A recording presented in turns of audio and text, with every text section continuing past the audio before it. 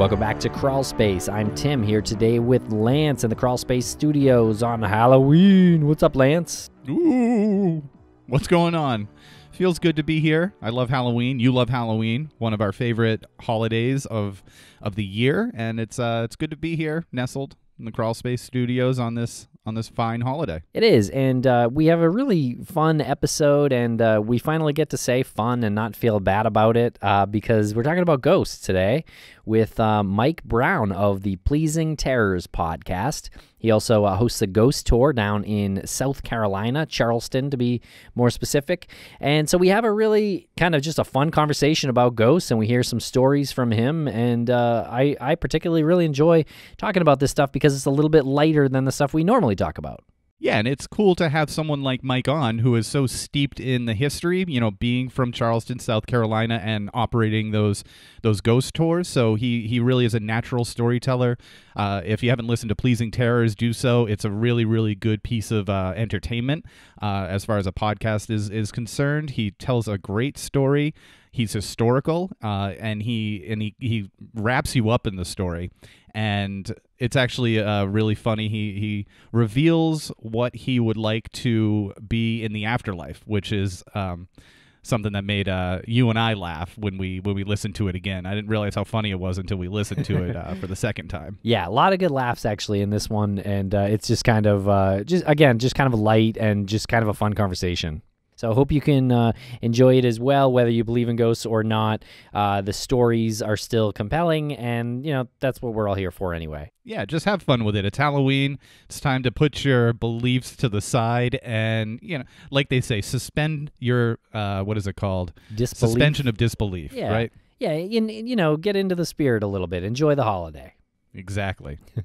And before we throw it to the interview, we just wanted to mention that our documentary called Finding Maura Murray is now on Amazon Prime. So check it out. It does cost a bit, just a couple of bucks per episode. We have 4 episodes up there now, but it's getting some pretty interesting buzz, and people are enjoying it. Yeah, it's been pretty fun to read the comments on each episode, and it's been great to see how many people have downloaded the movie and know that 10% of that download fee is going to the GoFundMe for Maura Murray, and that GoFundMe money goes towards any searches or billboards or expenses for people who do boots on the ground, for example, search dogs or GPR technology. So that's all kept in a reserve fund, and 10% of the download fee for Finding Maura Murray goes to that. So by watching, you are directly contributing. So thank you for that. And make sure you check us out on Patreon. We have a new format going there, and it's going to be very entertaining. That is patreon.com/crawlspacepodcast. Yeah, you want to check it out. We're doing some interesting stuff over there at Patreon, and we're going to start a true crime variety half hour, which might be as weird as it sounds. So check it out over there on Patreon. It will, Tim, be exactly as weird as it sounds. True crime variety show. Okay, so we hope you enjoy this episode as much as we enjoyed recording it. Thank you very much, and please follow us on Twitter at CrawlspacePod. We're on Instagram and Facebook at Crawlspace Podcast. Thank you.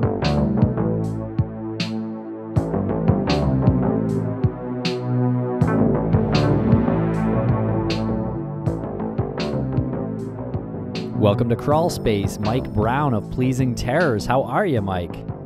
Fine. Thank you for having me on the show. Of course. Happy Halloween. You too. Thanks for coming on the show, Mike. We met formally at CrimeCon in Indianapolis. Yep. That was fun. CrimeCon 2017.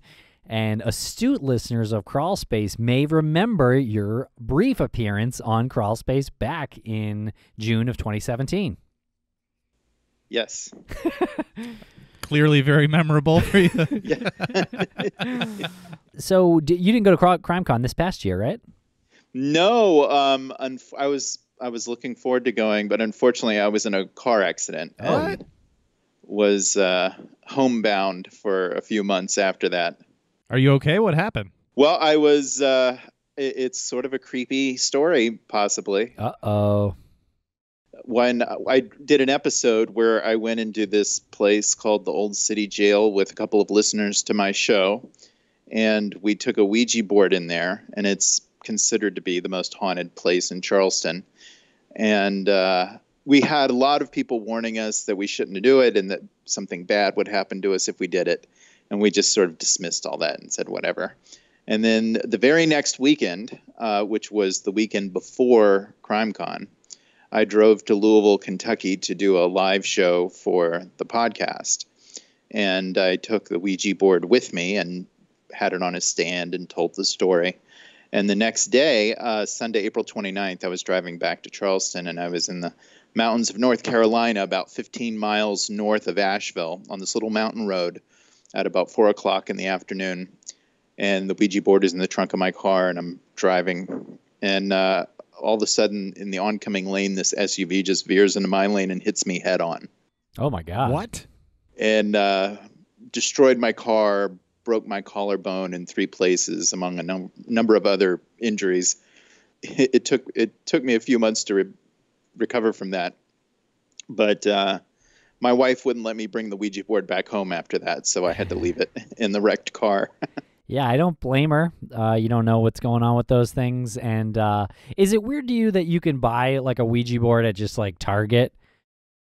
Yeah, it's the fact that it's always been sort of this fearful, terrifying, occult item, and also something made by Parker Brothers that you could, pick up at Toys R Us or whatever. That's a weird dichotomy. Yeah, so no more traveling with the Ouija board, Mike.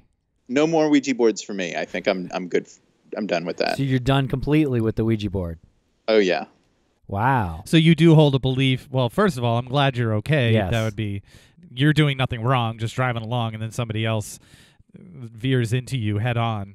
But so glad you're okay. But see, I feel like I feel like I would have been the opposite. I feel like I would have been like more into the Ouija board at that point because it's showing me some sort of proof of existence. Yeah, my thinking was, that was an interesting experience, and I don't want to have another one like that. So, yeah, better safe than sorry. Now, forgive the potential insensitivity of this question, but not at all. If you had passed away during that accident, do you think you would have haunted other ghost podcasters? Well, my fondest desire would be, because I give ghost tours for a living. Mm-hmm. So if I had my way, I would end up a story on the ghost tour. Really? After I'm gone. That's what you want? Oh, yes, absolutely. All right. Well, that's not bad. Because that's its own, if you think about it, it's its own sort of immortality. Yeah. Sure. Yeah, sure thing. I mean, I would love to have been part of the Salem witch trials, so I could have been, mentioned hundreds of years later in Salem on these. I would have loved to have been crushed by rocks, is what I'm saying. Burn you at the stake out in the parking lot. No, we can do the rock thing. There's a lot of rocks out there. Let's do it. We'll stone you. Yep. Yeah, if you get the Giles Corey treatment, Giles Corey. people will remember that. Good. Nice. I'm glad you remembered that. Have you been to Salem yet? Because you talked about wanting to go to Salem, and you said if you got a chance that we'd hook up and we maybe would do a live show in Salem. We have. Well, actually, a while in I think it was August of 2017, August of last year. That's right. Yeah. I went to your live show with right. the Nighttime Podcast in Somerville. And then for the rest of the weekend, I spent the weekend in Salem, and I loved it. If I could live somewhere other than Charleston, it would be Salem.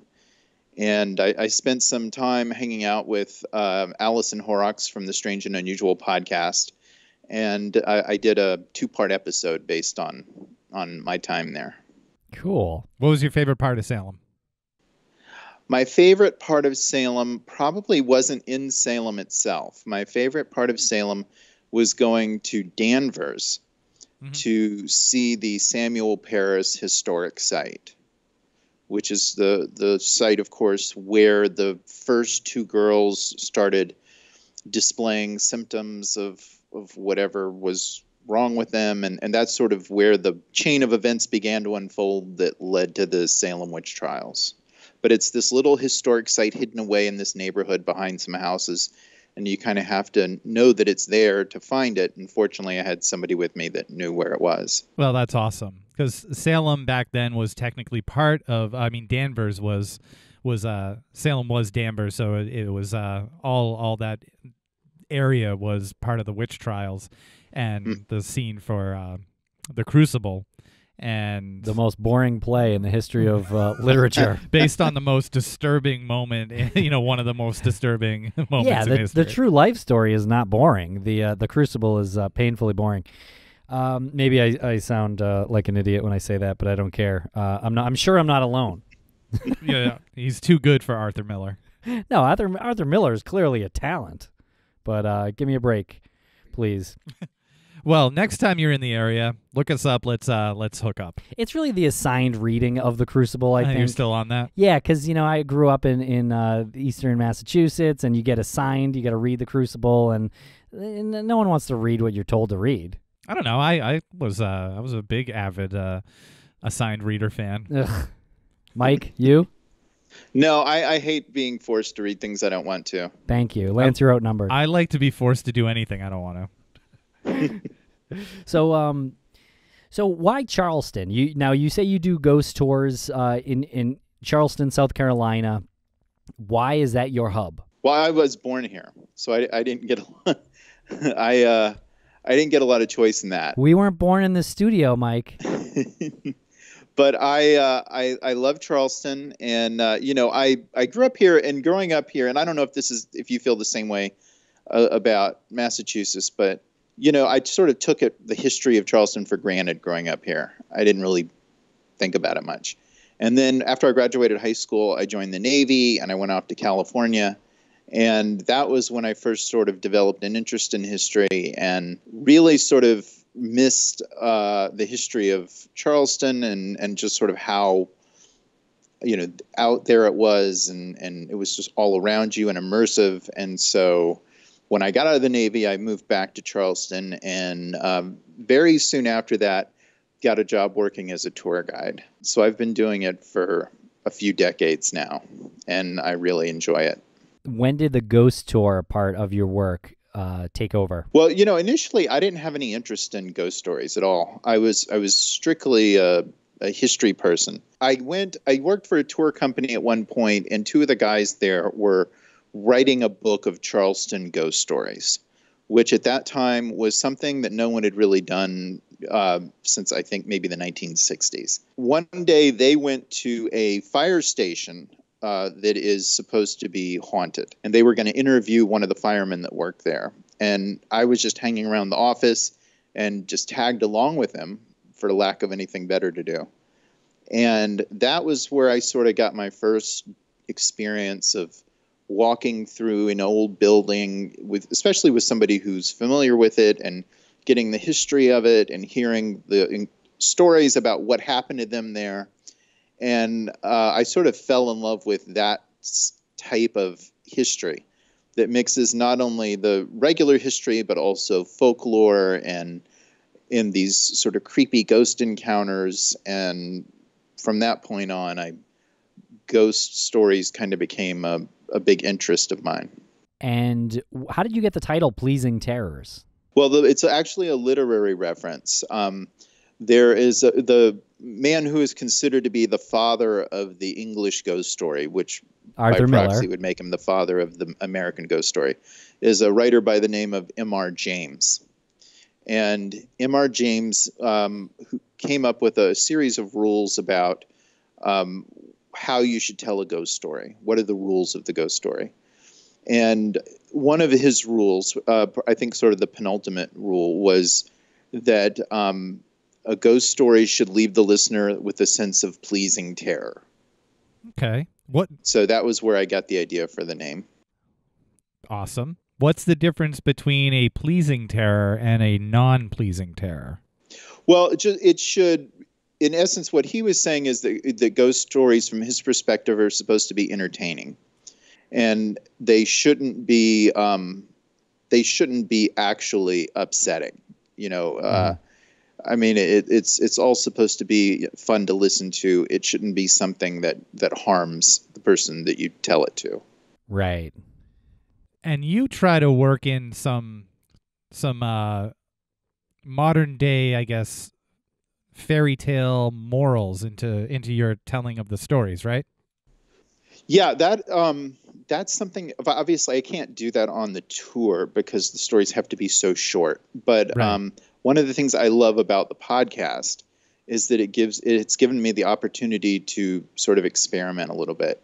And the thing I love doing most of all, the stories that I love best, are the stories that can combine different things that might at first glance not seem to go together, but if you can mix them just right, by the time you're finished with the story, then the listener will think, oh, of course that fits together, obviously.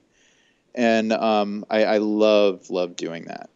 So you're more of a your passion comes more from a sense of like telling a proper story and Yes. entertaining the listener or your guests on a tour, as opposed to being successful in scaring them.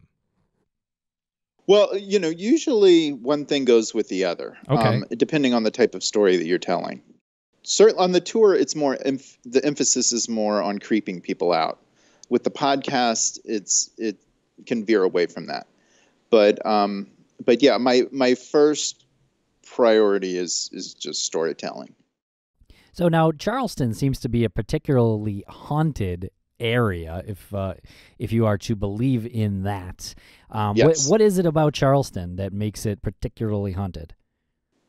Well, I get asked that question a lot on the Ghost Tour. Sorry. And no, not at all. And it's a great question. And the best answer that I've ever been able to come up with is that you have a city like Charleston, and this is not exclusive to Charleston, but Charleston is a good example of it. You have a city where it's a relatively old city, especially in American terms, over 300 years. And you have a city that's had a traumatic, violent history, a history of earthquakes and fires and hurricanes and wars. You name it, if it's bad, it's happened at Charleston at some point. Not even getting into, the man-made horrors, like slavery and things like that. And just all this horrible stuff. And then you combine that with a city that's sort of obsessed with itself and has always been obsessed with itself and has meticulously cataloged all this minutia over hundreds of years and collected it in libraries so that you can have access to it. And so it's like the perfect recipe for a haunted city, because you have all of this history and folklore and combined with still existing old buildings. When you have all those ingredients, it's hard to imagine that you wouldn't have ghost stories. I imagine, just like Salem, walking down the streets of Charleston is similar, where you're looking at the buildings and they almost become these characters in themselves. In your stories, they have a personality, and the way you're describing it is really sounds like a really special area. Yes, it does, and the buildings do seem to have their own personality. It's almost like the buildings are the permanent things, and the people passing through them are just temporary. Speaking of buildings, that was my ham-handed way to segue into buildings being something that can resonate. Evil evil energy. Do you have buildings that you think of that you just don't want to be alone in at night? Well, the most evil building in Charleston is it's interesting because one that literally radiates a sense of evil is the building that I was actually the first person to ever spend the night in alone. Really? Give it to us. Yeah, tell us about that. Yeah. Well, it's called the Old City Jail, the Charleston Old City Jail. It is like something out of a Stephen King novel. The site where the building stands was originally in the early 1700s. It was a place known as the Old Burying Ground, and it was a place where outside the city at the time where they would bury criminals and strangers, people that for whatever reason couldn't be buried in one of the church graveyards.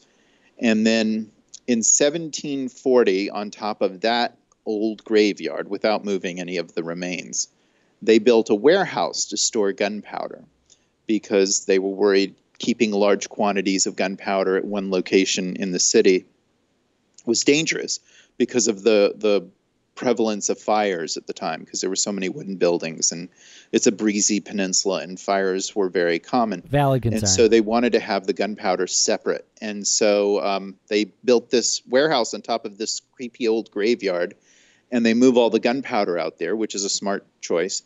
But because 40 years later, during the American Revolution, there's a horrible accident, and that warehouse explodes, and it kills over 200 people and destroys everything for a block around it. And on that site, again, in 1802, they build this Gothic jail, which is designed specifically to look scary, because they have this notion that if the jail looks scary, people won't commit crimes. And of course, that's mission accomplished silly. on that. Looking at the pictures of this jail, it's like you really can't. Looks like you really can't walk past it without getting some sense of,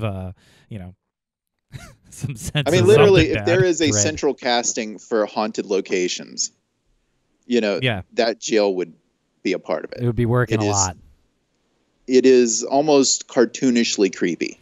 Yeah, before you started telling the story, I was looking at it and I was just thinking to myself, like, they didn't have to build it to look like that. Like they probably had other design influences at the time. You don't have to build it to look like literally having horns coming out of its head. Yeah. But anyway, continue. But yeah, so this jail is not just a place of confinement. They also torture people there. They execute people there. Even the people just serving out their time are living in these horrific conditions in terms of sanitary conditions. I mean, it is a nightmare place. And it would continue to be functioning all the way up until 1939. I mean, the conditions moderated by 1939, but it was especially in its early days, it was just a horrible, horrible place. And so in 1939, the jail closes, and then it just sits there empty. And this neighborhood just kind of fills in around it. And so you have people literally, if you imagine like in your normal suburban subdivision, the distance between one house and another, that level of closeness. You have houses that are that close to that jail, people that can just look out their window and it's right there across the yard. That building just sat there unused until like 1999, 2000. But the sightings in that jail go all the way back to the Civil War. And I came across this years and years ago, back when I first started researching the ghost history, or ghost legends and folklore, I should say. But there was a group of U.S. Army soldiers that were POWs during the Civil War that were imprisoned in the jail.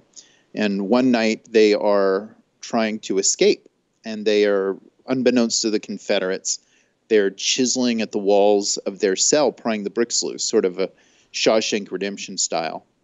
And they work at night, and one of them is the lookout, and he's standing at the door. And he senses there's somebody out in the hallway, so he gives the signal. Everybody stops working, and he just stands there watching, and he expects to see one of the guards, and he's surprised to see this woman in a white dress out in the hallway. And she doesn't look at him. She just walks past that cell door, and then she's gone, disappearing into the shadows at the other end of the hall. And something as benign as that encounter sounds, something about it bothered him so much that years later, when he was being interviewed by a writer who was writing a book about the war, out of all the things that he had experienced, combat, captivity, things like, just the horrors of war, the thing that stuck with him and he just couldn't wrap his brain around was this seemingly, benign encounter with this woman in the jail in the middle of the night. And he mentioned it to the writer,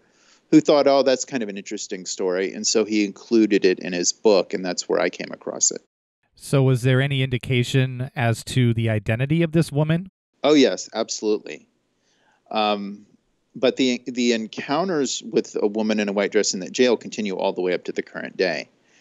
And it is the belief that it is the ghost of a woman by the name of Lavinia Fisher, who traditionally was considered to be the first white woman to be executed in South Carolina. She was also believed to be the first female serial killer in the United States. Now you're talking. This is good. So the first serial killer in the United States was a product of Charleston, South Carolina, and she was executed in that jail. And now she's a ghost. That's the belief. It's more complex than that. Oh, is it? Yes. Lavinia Fisher is to Charleston. She is sort of the center of Charleston folklore. And there are as many versions of her story as there are tour guides that tell it. But the truth of the story, and I did a 2-part episode on this because as I mentioned, I spent the night inside the jail, which I did that in February of last year. That was something that no one had ever really done before, at least not alone. People had spent the night there, but in groups. But I was the first person to do it by myself.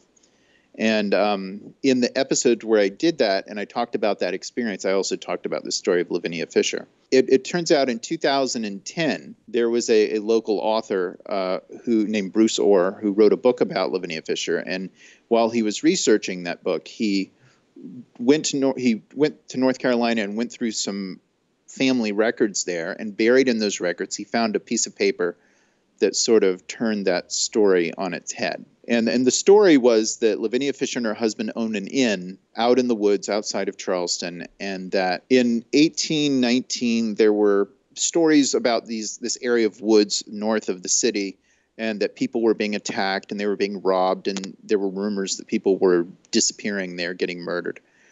And eventually one night a man comes into town and says that he stopped in an inn in those woods, and the proprietors of the inn tried to kill him. And so this mob goes out to the inn and they arrest the couple that owns it, John and Lavinia Fisher. And they're brought into town and they're put on trial, and they find 2 bodies in the woods near the end, 2 sets of human remains. But there were later rumors that there were many, many more sets of remains found in the woods beside the inn, in a cellar underneath the inn. And that's how this story of her being a serial killer got started. And it seemed to zero in on her, not on her husband.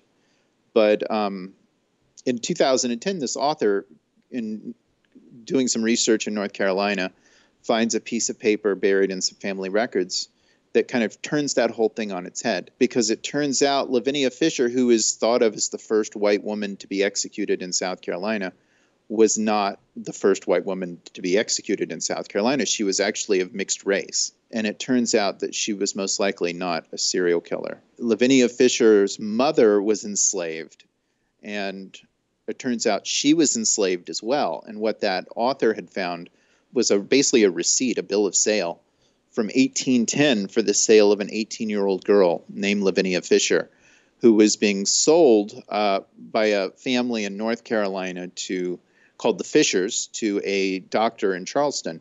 And the reason that family was selling her was because a son in that family named John Fisher had begun a romantic relationship with her, and they wanted to break them up. But the son followed her to Charleston, and the 2 of them ran off, and they basically ended up living in this house out in the woods where this inn was. And later on, years later, in fact, the powers that be in Charleston, one of the theories that this author talked about was that the powers that be in Charleston wanted to basically get all this land that was out there in the woods because they wanted to set up some kind of government contract or something. And so they basically began terrorizing the people that lived there. They were kind of squatters living out in these woods. And one easy way to do that was to drum up the people in the city by accusing the people that lived in the woods of being murderers and robbers. And so a mob went out there and started burning down people's houses. The people defended themselves as best they could. And that was when this merchant got attacked by them, and so the Fishers ended up becoming the scapegoats for this whole thing. So it seems the historical reality is she was sort of framed as being a serial killer, and was innocent and was executed for something she didn't do. And sort of the premise of the story that I was telling in the podcast episode was that, and what I found interesting about it was that here you have someone sort of talking about a story in a prison or in a jail, and you have someone that not only was physically imprisoned, but in essence their memory is trapped in this sort of folklore prison, which remembers her as a serial killer, and when in fact she was innocent. So it's like she's been victimized twice. Well, this leads to some questions about the existence of ghosts and why they are ghosts, and you kind of went into it nicely there. We always hear stories about ghosts being spirits that are left in a state of unrest, or they met an untimely end, therefore they don't they have to finish business, or they're in limbo. Two questions: are you actually a believer in ghosts, and do you think that this case with Miss Fisher was something like that, where she felt that justice wasn't done properly to her? Well, the punchline on the Lavinia Fisher story is that as she was being executed, and this is true, is that both her husband and a minister on the gallows with 500 people watching asked her to pray, and she refused. And her final words were, "If you have any messages to send to hell, give it to me and I'll carry it." Oh, so she was a badass. Yeah, you don't get much more of a badass, exit line than that. Yeah, that's pretty badass. That's good. How was she executed? Hanged. She was hanged. Wow. That is really a wild story. So do you think that all that trauma in her life created some manifestation, right? Some negative energy. Is that how? Well, yeah, I think that would be the prevalent theory, and a part of that is, to answer Lance's question, is I think our desire, the living human desire, to attach meaning, define meaning. We don't like what I think. One of the things that terrifies us more, and I think one of you even mentioned that about my car accident, was how scary that is when just something random happens, something out of your control. And, that tends to terrify us more than anything. And so one of the sort of ironic things about scary stories and ghost stories and horror in general is it's a way for us to take horrible things and attach meaning to them and purpose to them and intent to them. And I think that's one of the functions of ghost stories. Even if you don't believe them from a sociological perspective, I think that's one of the functions of ghost stories, is it's a way for us to attach meaning to death. Sure. And make it comprehensible. Sure. But what about you? Do you believe in ghosts? Well, I never had a strong opinion on it either way. And when I first started doing ghost stories, when I first started giving ghost tours, my initial thought was, I don't know if I can do this because I don't think I believe in ghosts. But over the years, and I've been giving ghost tours for 23 years now, I've met, at this point, in the very least hundreds of people, if not thousands of people, that have talked to me on the tour about the things that they experienced. And not the person that comes on the tour and tells me, oh, I'm a psychic and I've talked to ghosts all the time. It's just the regular, ordinary person who often starts by saying, I don't believe in ghosts, but this weird thing happened to me one time. Mm-hmm. And they tell you these really genuine, believable stories that don't really have a rational explanation, or at least not one that's easy to discern.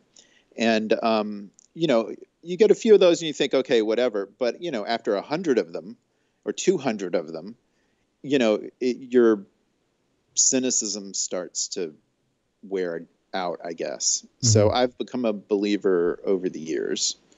A believer, and I don't know that my belief has any exact or specific parameters. Right. I always get a little irritated when I hear And you see this a lot on the ghost shows on TV, and you see this certainly among some people that give ghost tours, where they start talking, in definitive terms about, well, ghosts are this, and they do this, and they're called this, and they, acting like there's some commonly accepted understanding of how all this works when there's not. So I would say, yeah, I believe in sort of a general open sense that there's something going on, but I don't attach any specific parameters to that. So did you end up seeing something when you were staying alone in this old prison? Well, let me tell you, that was really intense. One of my motives for going in there that night was that, kind of like I just mentioned, over all these years, I listened to people tell me about their experiences. And I'm not a particularly sensitive person when it comes to that kind of thing. But I've been in the presence of people having experiences before on the tour. But I didn't feel anything or see anything. And so one of my goals and one of my motivations for going in the jail that night, alone especially, was I wanted to be in this super, what is supposed to be a super haunted, super creepy place with no filters. There's nothing between me and experiencing whatever is going on in this place. And there was a lot of weird stuff that happened that night. I can definitely say that. Definitely, I heard a lot of things. I thought I saw something on one occasion. I thought I saw someone at the end of a particular hallway. But at that point, I was kind of getting so freaked out that I didn't want to push it anymore. So I'd been hearing, doors moving and things like that. And there were weird banging noises when I was in this building. But at one point I come to this one hallway, which is kind of the worst part of the jail for the ghost stories. And I get to this door, and it's just a dark hallway. It's just me and my flashlight. And at the other end of it, I think I see someone there. And I just said, nope, that's it. I'm not going any further. What did you see? I thought I saw someone, it looked like a person moving at the end of the hallway. How far down? Oh, I don't know, 50, 60 feet. So did you did it scare you to your core? Did you just I'm not, or just like, nah, this ain't worth it. Well, it's sort of both. It just stopped me in my tracks, and I was like, nope, I'm not going down there. Not playing this because game. that and see, in this sense, in this sense, my knowledge is sort of working against me when I'm alone in the jail. Because before I'm going there that night, I've studied the building so much and its history so much that I know all these really horrifying details. I can point to a place at the bottom of the staircase and know that a teenage boy was murdered there during the Civil War. Or I can point at a room and know that room, they used to torture people in there by sealing prisoners in, because one of the things they did at the jail was they made coffins. And one of the ways they would sometimes torture people is they would lock them in, seal them in a coffin for days at a time, basically until their mind just completely shattered. So I feel when I'm in the studio with Tim. So if you can imagine, when you know all these horrible things about a place and you're there alone at night, and I mean, your own brain becomes your worst enemy to some extent. So it freaked you out in a way, but but you were so researched on this, the chances of some kind of apparition physically harming you in some way is not really likely. Well, interestingly enough, did you bring any weapons with you too? That very same night, because they give tours of that jail at night. And so I showed up a little early, and I was there for the final tour of the night before the jail closed, and I would be left there alone. And 15 minutes before that tour ended, I was with the tour group, and they're in this room towards the front of the building where you would go upstairs. And there is a group of people standing in this room all together. And it's February, so people are, everybody's, wearing long pants and whatnot. I mean, nobody's in shorts or anything. And that's significant because in part of this group is a teenage girl who's wearing jeans. She's standing in the middle of this group of people, and all of a sudden she starts screaming and grabbing her leg. And her mother pulls her into another room and then comes back a few minutes later, and she has 3 scratch marks all the way down the inside of her leg, from her thigh all the way down to her ankle. And getting these scratch marks is something that happens there. It is. And it's kind of one of those things, like if people say, oh yeah, I got scratched in there, you're just like, okay, whatever. But then you see it, and her mother took pictures of the scratches with her camera. And that made a real impression, especially 15 minutes before I was going to be left alone in there for the night. I bet. What happened after that? So the mom takes her into the room. She comes out with pictures of her daughter's leg that's scratched. You're looking at it. You're like, I'm going to be in here alone in 15 minutes. What did the other people on the tour do? What did you do? What did the tour guide do? They were freaking out. I think everybody was freaking out. Basically, at that point, it was over with, and everybody left. And I stood around talking with the two of the guides that work in the jail, and I was sort of, I think I was trying to keep them talking so they wouldn't leave. And eventually they were like, well, it's time for us to go. And I was like, oh, great. And then I was on my own after that. So now the skeptic in me will say that this girl who was scratched and her mom took her into the separate room, like maybe her mom did the scratches in that separate room, and then they came back and showed these scratches. But I know you said that you've that other people have been scratched in that spot. Yeah, so. it's something that's happened on numerous occasions. Normally, I start when somebody tells me that they saw a ghost, I naturally start from a point of skepticism. Even after all these years, when they're telling me, "Oh, this thing happened to me," my brain is sort of filing through. Okay, well, what else could it be? Mm-hmm. But there's something about being there and seeing it with your own eyes. And now I can't say whether that's lends credibility or takes away credibility because you're experiencing it. So maybe you're less likely to be skeptical because you're sort of there and you're part of this experience. I don't know, but it sure was believable to me. Yeah, it's hard to say what the power of suggestion will do when you're in that environment. Right. I'm surprised that you didn't have, unless you haven't shared them, you didn't have more of those moments where your imagination got the better of you over the course of the night. Well, and that may be I don't, I certainly don't discount that. And, but my frame of reference, and I always tell people this on the tour, is I'm not here to prove anything to anyone. I'm just here to, in the case of, normally I'm here to tell a story, if in the case of my night in the jail, the story is about, this is my night in the jail. This is what I experienced. Make of it what you will.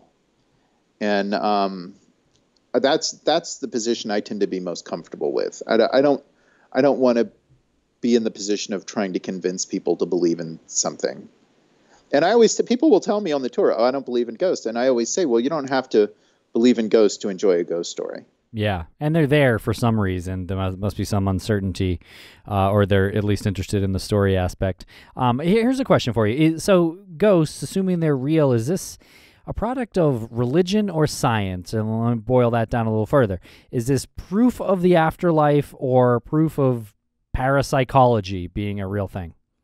I don't know. Now, I always make a distinction between ghost and ghost stories. Like, for example, a lot of the stuff you see with the ghost hunting TV shows and stuff like that. Personally, I don't find a lot of that to be very credible. And, the measuring things with meters and equipment and all of that, that's never been something that I've really had much interest in. I think the science on a lot of that is pretty dubious. What I find interesting is the ghost stories. And I think what those tell us is they tell us more about ourselves than the people that we've lost.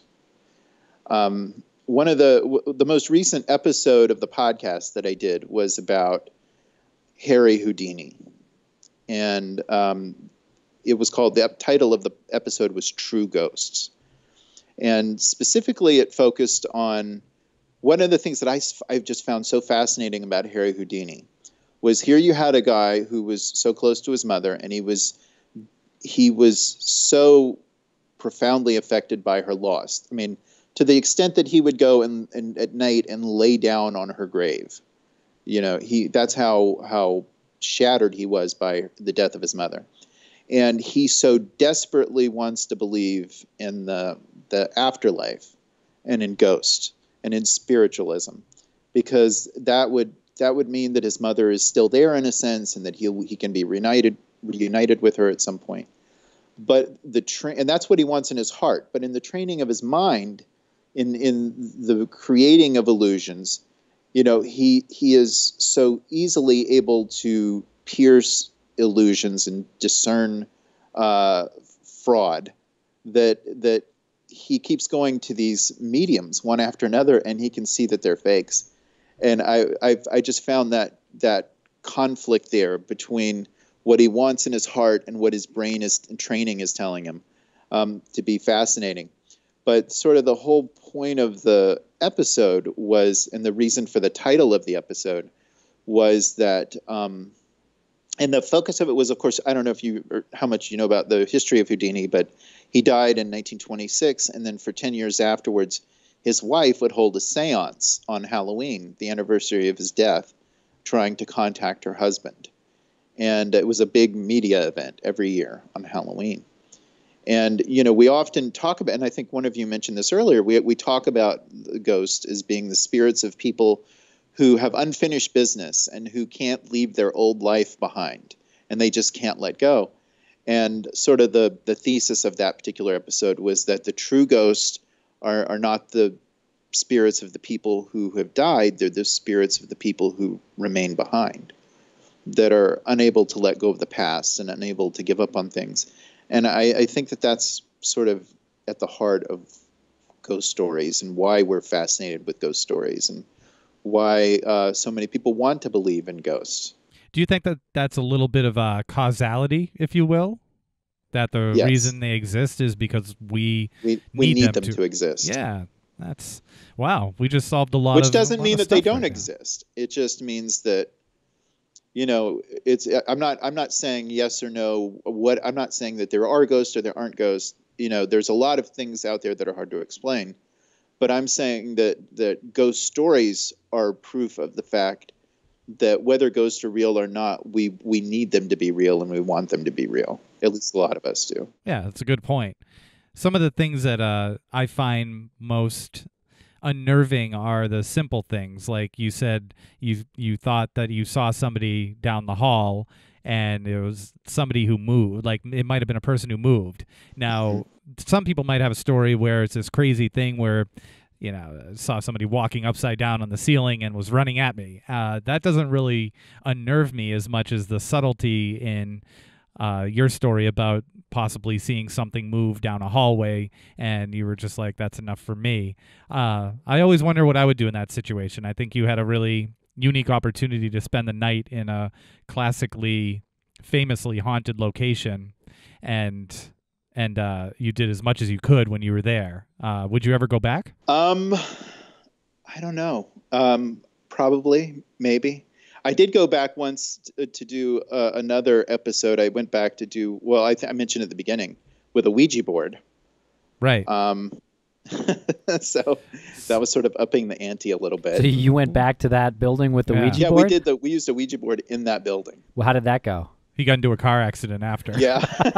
So depending on how you want to look at it, you know, it's and you know, I did a whole episode on Ouija boards, and I did an episode talking about the science of Ouija boards. Sure. You know, that it's the idiometer effect, and that it's the, you know, that when you're using a Ouija board, you're talking to yourself, essentially, that your subconscious is manipulating your hand and you don't realize it. And And so, you think you're talking to a spirit with the Ouija board, but you're really just talking to your subconscious. I did a whole episode on that.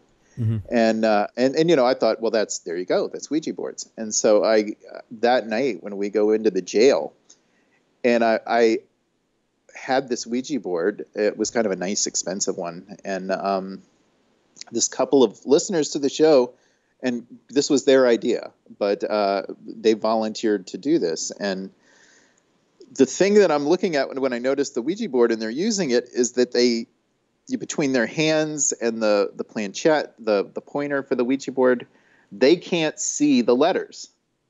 They can see the letters as a whole, but they can't tell, whenever this thing moves to a letter and it stops, there's like a little clear circular thing in the middle of it that you have to look through to see what letter you've landed on. And no one can see it until the thing stops and everybody leans forward to see am I on the letter M or I on the letter N?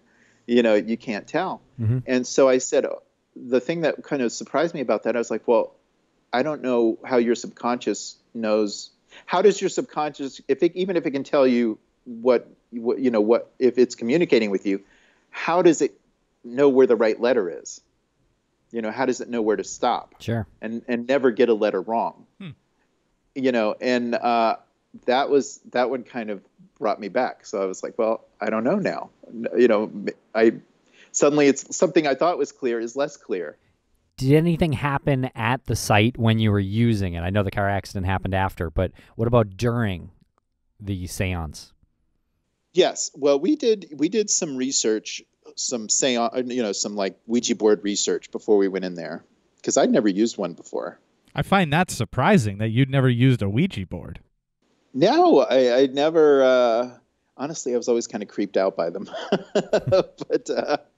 but I never used one. And one of the things that we read about was that part of the Ouija board folklore is that you have to know how to close the board. If you're using a Ouija board and you're talking to someone, you don't just stop, because supposedly that leaves a connection open to whatever you're talking to. And so what you're supposed to do is you're supposed to close the board, and that means you say goodbye, and then you pull the planchette to the word goodbye, and supposedly that severs the connection. And we thought, okay, fine. And one of the things they talk about in Ouija board folklore is that that's important, closing the board, if something goes wrong. If you're talking to something and it becomes angry or hostile, you're supposed to close the board right away. And sort of your worst case scenario was if something becomes angry or hostile and that planchette goes to the end of the numbers or the end of the letters and starts going backwards through the alphabet or backwards through the numbers. In Ouija board folklore, that was supposed to mean that whatever you're talking to is trying to use the board to attach itself to one of the people there. And so that was like your red alert moment. You're supposed to immediately close the board if that happens. So we read up on all of that. We didn't really attach any particular significance to, all these Ouija board rules. And we go in there that night, and this couple, James and Jordan, who have volunteered to be guinea pigs with this. And I had this Ouija board, which I had gotten just more or less for decoration than anything else. I never meant to use it. But it was this nice handmade one. And the thing gave me the creeps from the moment I got it. Frankly, it bothered me. And so it was like I spent too much money on it. I didn't want to throw it away, but I didn't want to actually look at it. So I kind of stuck it behind a door. But I had it. And so I took it to the jail that night. And we go into the worst room in the jail. There's one room in the jail that the people who give tours there don't go in. They call it the creepy door room. And They keep the door closed and they just stay away from it. So, of course, that's the room we go in with the Ouija board. And there's nothing in it. There is just this couple, James and Jordan, are sitting there in these two fold-out chairs facing each other, the Ouija board in their laps, and I'm Facebook Living it. So there's actually videos of this in the Facebook group for the podcast. But I'm Facebook Living it. So James starts asking questions. Is there anyone there? Is there anyone that wants to talk to us? And after a couple of minutes, the planchette moves to the word yes. And then he asks, are you alone? And it moves to the word no. And then he asks, what do you want? And it spells out the word free. And at that point, James starts complaining that he feels nauseous, that he feels sick. And so they close the board and we go outside of the jail for half an hour. 30 minutes later, we come back in to do it again. And that first session had lasted only about 6 minutes, a little over 6 minutes. The second one would only last a little over 4 minutes before it went horribly wrong. And now Jordan is doing the talking and she starts asking questions, but now the planchette is going to these random letters and numbers. It's not making any sense. And it's a couple of minutes before it finally spells out a word. And the word that it spells out is James. The other guy who was with you who just the other said guy that had been nauseous. using the board previously. Okay. And James starts freaking out at that point. Why? He says, I want to quit. And the planchette goes to the word no. And then it goes to the letter Z and starts going backwards through the alphabet. Ooh. And at that point, they closed trying to attach itself presumably to James. Yeah. So yeah, if you believe in those things. So, but again, saying deciding whether or not you believe in those things, sort of like in the comfort of your home in the middle of the afternoon is one thing. Standing in the creepy door room at 2:00 in the morning as the Ouija board is moving, that's a different experience. Definitely. And so at that point we were done. That was the end of Ouija boards in the jail. Oh, you didn't continue that? So no. We were done. I would have made James stay there. I would have been like, James, you let this spirit attach itself to you son of a bitch. You son of a bitch. You let this attach itself to you now. It's for my podcast. So the and then the very next week, and James and Jordan move off to Colorado and seemingly out of range of this evil Ouija board. And the next weekend, I'm in this horrific traffic accident. Did they move to Colorado because of the Ouija board? No, they were headed there anyways. I don't know. Maybe. So how long after that were you in the accident?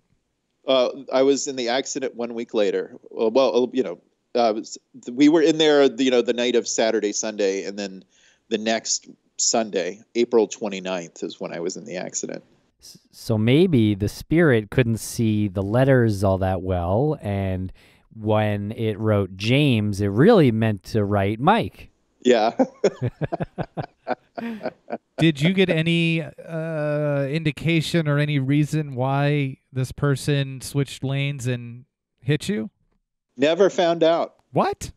I've never, it was he hit 2 cars in his lane and then he swung into my lane and hit me. And he was going the opposite direction?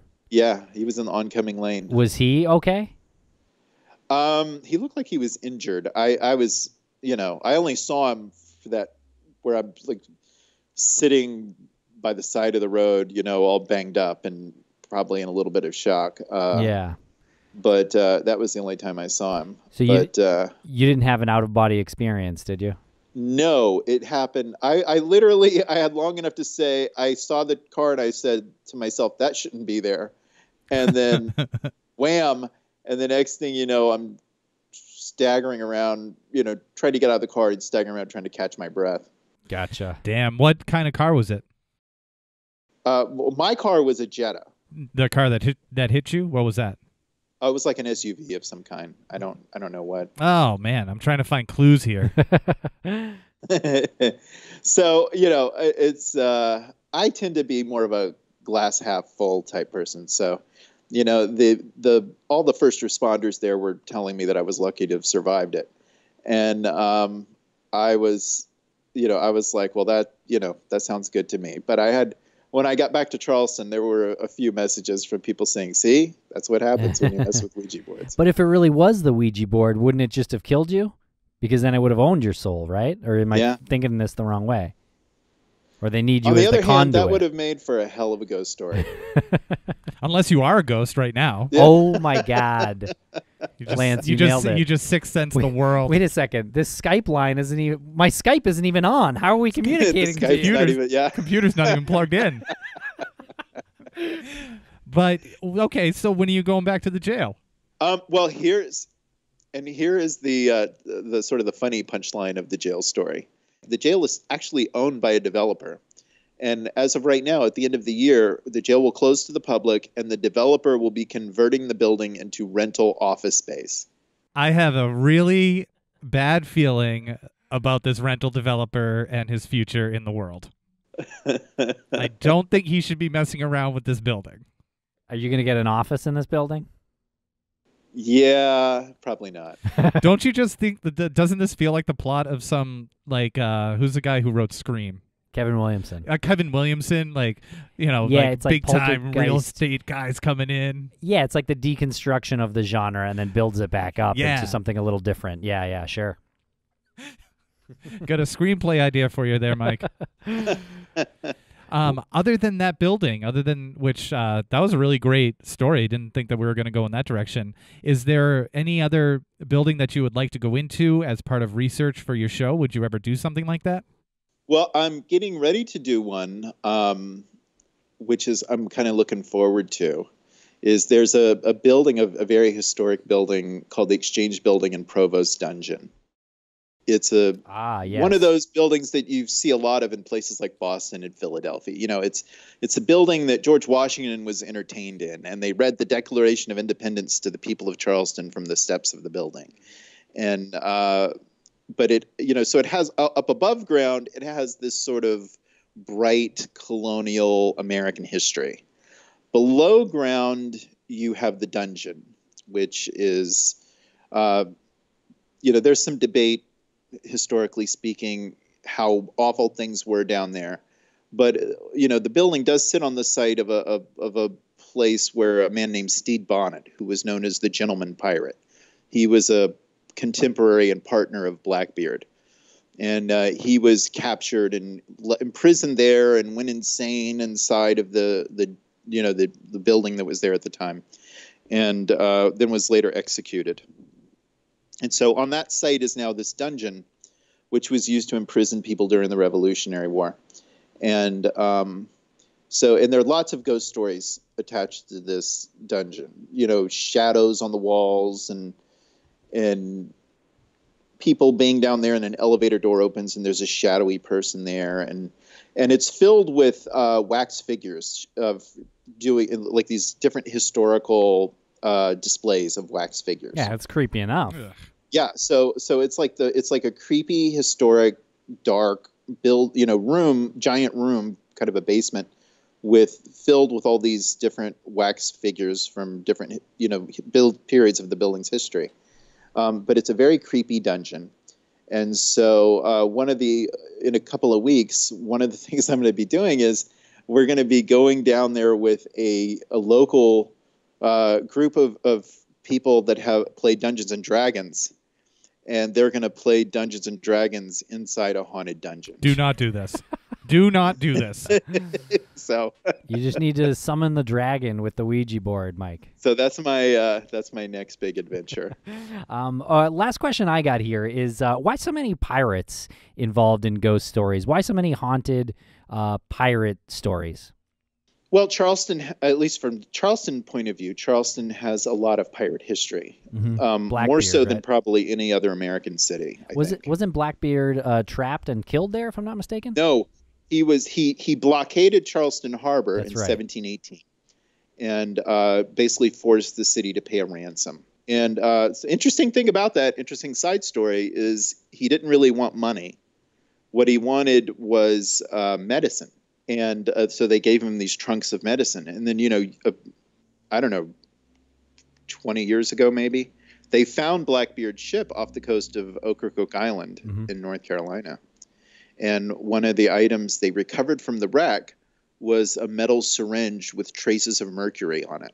Oh, wow. And they think mercury was one of the medicines that the pirates were after. And they think that they were using the syringe as a catheter to inject themselves with mercury. Wow.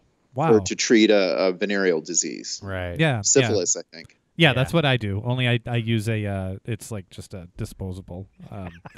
Disposable. But he was Injector. after his blockade of Charleston, an expedition from Virginia tracked him down to Ocracoke Island and fought this big battle with him and killed him and cut off his head and took it back to Virginia and mounted it on a pole And according to the local legend, his skull was later taken and covered in silver and turned into a drinking goblet. Oh, okay, that's lovely. Great. Yeah, like to take a shot. So, out of that. pirate stories that have endings like that are just natural segues to ghost stories. Now, okay, real last question. Are there accounts of Blackbeard, him and his boat still out in the harbor in Charleston? There've been stories about that? Would I be surprised if I heard a tour guide saying that? No. Okay. Would I believe it? No. I might have just made it up then. Yeah, well, if you don't, someone else will. Yeah. No, I think I read it somewhere. Yeah, so I've never heard of anything like that. I don't know why he would. Maybe off Ocracoke or something. That would, at least from a storytelling standpoint, that would make sense. Right. But I don't know why he would be at Charleston. Do you ever take liberties in your stories when you're on when you're giving a tour? I try to stick as close to I don't want to say truth, but just the facts as I understand them as I can. Think about storytelling in terms of tours, and ghost tours especially, is that it is an oral tradition, and oral stories or oral traditions tend to slide over time. Yeah. And certainly they because I've trained a lot of people on how to tell ghost stories over the years and how to give ghost stories. And even just when I go on their tour, I can even see the difference, how the story changes from what they heard from me and what they're now saying. Right. You can see the changes in the story. So, I try to keep it as credible as possible. But, I will tell you this, one of the things that I have always believed, and this is, again, in terms of ghost stories and not ghosts, but is I would always tell people that it is more important that a ghost story be believable than that it be true. Oh, very good. Very good. That's how you get the pleasing part of the pleasing terrors. Yeah. Cool. Are you ever concerned that you're going to run out of stories? No. Certainly in Charleston, the tour, in terms of the tour, the stories don't really change all that much. They change a little bit here, a little bit there. It's just, by inches every year. In terms of the podcast, I panic about running out of stuff to talk about all the time. But in my more rational moments, I realize that there's lots and lots of things to talk about.